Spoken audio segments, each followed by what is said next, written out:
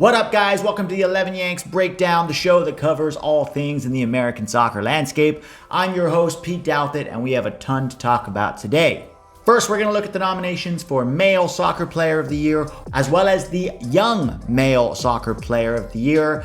Dan Hunt, the owner of FC Dallas, weighs in on what he thinks Ricardo Pepi should do, as well as possible consequences if he were to leave Dallas. We're going to look at Chris Armas to Manchester United as an assistant coach and ask two questions. Why? And will it work? Plus, MLS Cup is this coming weekend. New York City FC will travel to the Portland Timbers, and we're going to preview that game as well as ask who should the neutrals be rooting for. Last but not least, we're going to look at recently fired American coach Jesse Marsch, who was let go by Leipzig last week, and figure out what is next for him and his coaching career. Alright guys, so as you can see, we're trying a little bit of a different format. A lot of times there are topics that I want to cover on these videos, but the topic itself maybe isn't big enough to warrant a video all on its own. So I'm going to look at the possibility of once a week doing sort of a news roundup, talking about things that have come up over the course of that week in the American soccer landscape and giving you my take on them. So let me know in the comments if you like this format and if you want to see more of these going forward. Let's dig in. So the list for US Soccer's Male Soccer Player of the Year nominees is out, and it's missing a couple of things. One of them is context. The list has Christian Pulisic, Weston McKennie, Miles Robinson, Matt Turner, Brenden Aaronson, and Kellyn Acosta. Now, it's very hard to judge a list like this because we don't know what the criteria is for selecting these players. Is it performances for the national team? Is it appearances for the national team? Do club performances weigh in? We don't really know. It is interesting though that for the first time ever, fans will be able to vote on this award. So if you have somebody you think should win this award, don't forget to go to the US Soccer website and vote. But what I want to talk about is the criteria for these nominees. For me, there should be two criteria. The primary one should be your performances for the national team. It is a US Soccer award by the federation, and I think your performances for the national team should be the primary criteria to be nominated. The secondary criteria, and I see why it is a criteria, should be club performances. How well did you do for your club? It should factor in, but I don't think it should be as big of a factor as your performances for the national team are. Why do I think that? Well, there are lots of club awards for Player of the Year, Young Player of the Year, Best 11. This exists both in MLS and also in Europe. So this award primarily, the way I see it, should be about your performances for the national team with some factoring in your club performance.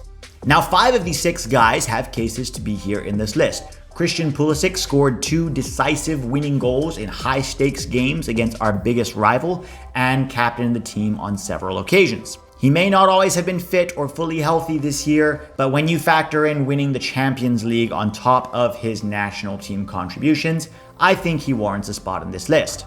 Miles Robinson was extremely solid throughout the Gold Cup as well as World Cup qualifying and scored the winning goal against Mexico in the final. For me, not only does he deserve to be here, he is one of the prime candidates to win this award. Brenden Aaronson has 5 goals and 4 assists for the national team this year, contributing to both Nations League and World Cup qualifying victories. Matt Turner was the starter for the Gold Cup as well as for many World Cup qualifying games, and although he still struggles with his feet, he has been an excellent shot stopper this year and something of a revelation for the national team. He also helped the New England Revolution win the Eastern Conference, and that club form can factor in as well. Weston McKennie, like Christian Pulisic, was crucial in helping us win the Nations League with an assist in the semifinal against Honduras and a goal in the final against Mexico. Although he did have the indiscretion in camp in the first window of qualifying, he since put that behind him to put in some strong performances recently, culminating with the second goal for the 2-0 win against Mexico in Cincinnati. Kellyn Acosta is the big surprise for me here. Played a lot of games for the national team this year, but there are only 2 or 3 performances where I thought Kellyn Acosta really stood out, and I don't understand why he's on this list. He started his year with a decent performance against Jamaica in a 4-1 friendly win, followed by a disastrous game against Northern Ireland in which he repeatedly gave the ball away and was a primary reason why Northern Ireland got some of the attacks that they did. He did play in the Nations League final and he wasn't terrible. It was a typical Costa performance, lots of effort, not a ton of quality. In the Gold Cup, he was pretty bad against Haiti, came on against Martinique and instantly gave away a penalty, and then was nearly anonymous against Canada in the last group stage game.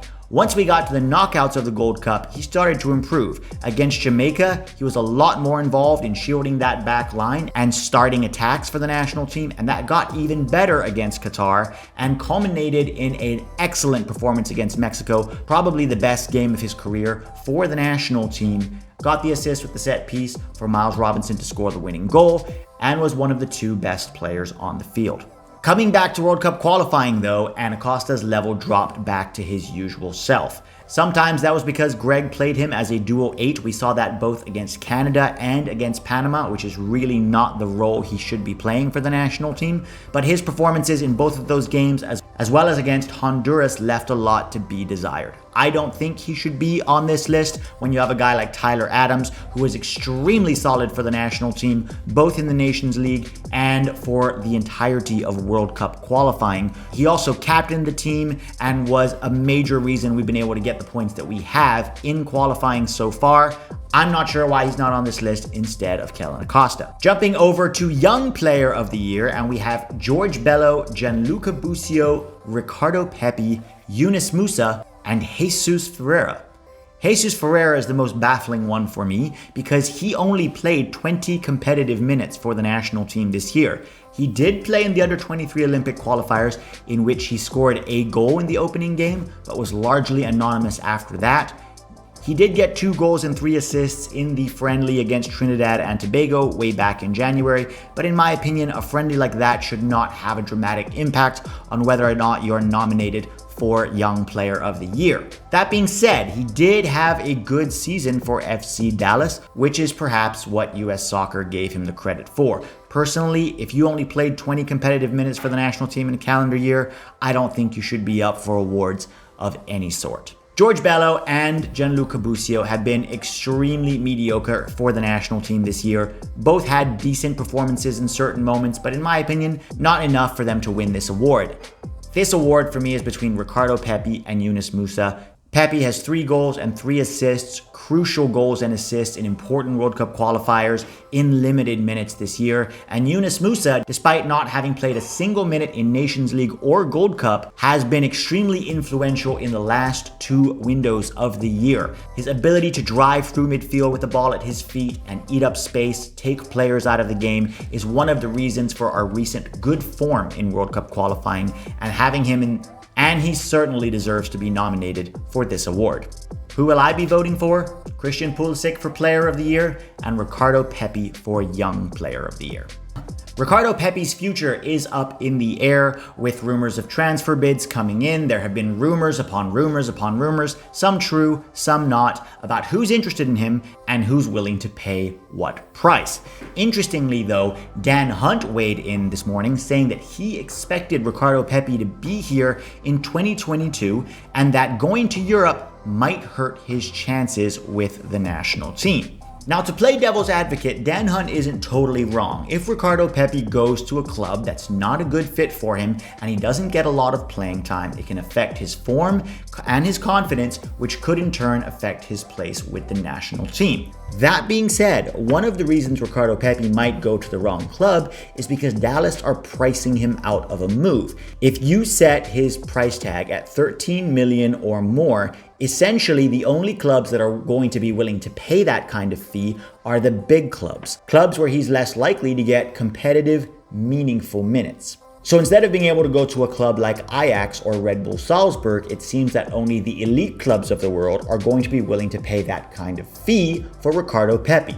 So while I understand the essence of what Dan Hunt is saying, it feels a little bit like gaslighting to me to price Ricardo Pepi out of moving to a decent club and then leverage the fact that he may not get enough minutes at a club that can afford to pay the outrageous transfer fee into getting him to stay one more year. Personally, I think that Dallas needs to lower their initial asking price for Pepi and instead include a high sell-on clause. If Pepi is a high ceiling player, which many of us believe that he is, very likely if he goes to a smaller club where he can continue to develop, then down the line he will command a bigger transfer fee, which Dallas would benefit from. The other thing to think about is that if you price him out of a move and he is forced to stay in Dallas for 2022, he may be professional, but it may also turn his head a little bit and leave something of a bitter taste in his mouth, which means you may not get the performances you want out of him in 2022. This would be bad both for FC Dallas and for the national team. Now, if you're an FC Dallas fan, you may be frustrated that Dallas keeps selling off their best assets, especially because the money that they're getting for those assets is not properly being reinvested into the team. And by that, I mean they continue to buy mediocre players who have underwhelmed and simply haven't performed. I totally get where you're coming from, and there needs to be pressure on the front office, not necessarily to stop selling their best young assets, but more to make sure that that money is reinvested into a team that has a chance of challenging for MLS Cup, or at least performing at a high level consistently in the league, which Dallas haven't done recently. Either way, it'll be fascinating to watch this transfer saga unfold, and for anyone who's a fan of the national team, we can only hope that whatever's done is done in Pepi's best interest. Chris Armas is almost certainly going to become Ralf Rangnick's assistant at Manchester United, and there's been some interesting opinions about that. Here's mine. Chris Armas was a devoted and loyal disciple of Jesse Marsch, who shares a very similar philosophy to Ralf Rangnick, with a very high-pressing, gegenpressing, direct, vertical style of play. Ralf Rangnick is going to try to institute this style of play at Manchester United, and he's bringing on Chris Armas, a disciple and a follower of this way, to help train the players at Manchester United. Here's my take. This high-pressing, high-intensity, direct style of play where you win the ball and go straight to goal as much as possible works when you have more mediocre or lower quality players and whose mentality is focused on work rate and effort. When you have high ceiling, technical, skillful, creative players, you are going to struggle to get them to play this way. Why? Because it's not fun. You get very little time on the ball. Most of the work that you do is without the ball at your feet. And it feels like kind of a variation of the old English style of play before the Europeans came in and taught them how to play football, where everything was very direct, very high tempo, very route one. Yes, they didn't press in the same way, but it's essentially the same thing. The whole idea that attacking transitions are what scores goals, and that when you win the ball, you need to play forward as quickly as you can. I'm very curious to see if Ralf Rangnick and Chris Armas at Manchester United are going to be able to get Jadon Sancho and Bruno Fernandes and Cristiano Ronaldo and other technical players to play this way. I think they're going to have to adapt. Can they do it? Who knows? For Chris Armas, though, an American coach getting the experience of coaching at Manchester United and working at that level and being competitive every single day is good for him and good for the American soccer landscape. Like Jesse Marsch at Leipzig, it will be a learning experience for him, whatever happens. MLS Cup is just around the corner. By the way, Filippo and I will be doing a live hangout for MLS Cup, so don't forget to join us. But it's New York City FC traveling to the Portland Timbers for MLS Cup. Now, if you're a Portland fan or an NYCFC fan, this is an easy one for you. If you're a Seattle fan or a Red Bull New York fan, local rivalries may play into who you end up supporting in this game. But what if you're neutral like me? Who do you support? Do you have to support anybody? No, you don't. But here's some things to consider if you really are a neutral and you want to support one of the teams. Portland Timbers, pros, probably one of the best atmospheres in the league. The passion is there, the noise is there, the commitment from the Portland faithful. They have so many fans that the ownership was forced to expand the stadium in order to accommodate demand. They've been there through good times and bad times for the Timbers, and I'm very excited that MLS Cup is going to be played at Providence Park. The downside of the Timbers is that they have been extremely poor at developing young American talent. Their academy is not churning out players in the way that it should, and although Merritt Paulson has said several times that they lack talent in the area, I just don't buy it. If Iceland, a country of 300,000 people, can manage to develop talents, Portland can too. It's about putting the right resources and the right people in charge of youth development and making it a priority. And while I don't think a club should be forced to develop young players, because US Soccer and MLS are so closely linked, I do think that MLS clubs have at least somewhat of a responsibility to develop the next generation of American players, something Portland has so far failed to do. New York City FC, on the other hand, has been very aggressive with their academy. Joe Scally was developed at New York City. James Sands was developed at New York City. Tavon Gray has quickly become the starting right back for them. And even Gio Reyna was developed for quite a few years at NYCFC's academy before moving to Dortmund. They seem to have the right vision for development and are probably one of the top 5 or 6 teams in the league in terms of developing young American talent. Now, they don't have a stadium, and I'm grateful that this final isn't being played at Yankee Stadium. I do feel for New York City fans because the passion is there in New York. You can tell they want a team that's in the city, that's in the 5 boroughs, that they can support, and it sucks having to play on a baseball field. So that could be considered a mark against them. But those are your pros and cons for New York City against Portland. I don't have a serious dog in this fight, but I will probably low-key be rooting for New York City. Jesse Marsch was let go from Leipzig last week after a string of poor results. And if you want to know exactly what I think about that in detail, I just did an extensive 20-minute video on Patreon called 4 Reasons Why Jesse Marsch Failed at Leipzig. You can go check that out. It covers a lot of different things. This isn't a simple issue, it's complex, and there are a lot of aspects involved. So I'm not going to dwell too much on what happened, but here I want to ask, where does Jesse Marsch go from here?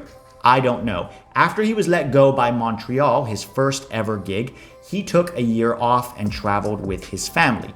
Since he joined the New York Red Bulls, he hasn't really had a lot of time off, so maybe he will choose to take another year off with an eye on the fact that after Qatar 2022, the US men's national team job could be vacant. Jesse Marsch has made no secret that he wants to coach the national team, and he probably should be one of the candidates for the job. My only concern with him is whether or not his style of play really meshes with the national team long term. LAFC also needs a coach, and I think that would be the only tempting offer for Jesse Marsch from MLS. From what I'm hearing, Jesse Marsch wants to stay in Europe and could be afforded another opportunity to coach a club, albeit at somewhat of a lower level. There were rumors that Jesse Marsch could become another assistant to Ralf Rangnick at Manchester United, but he was already an assistant at Leipzig before he went to Salzburg.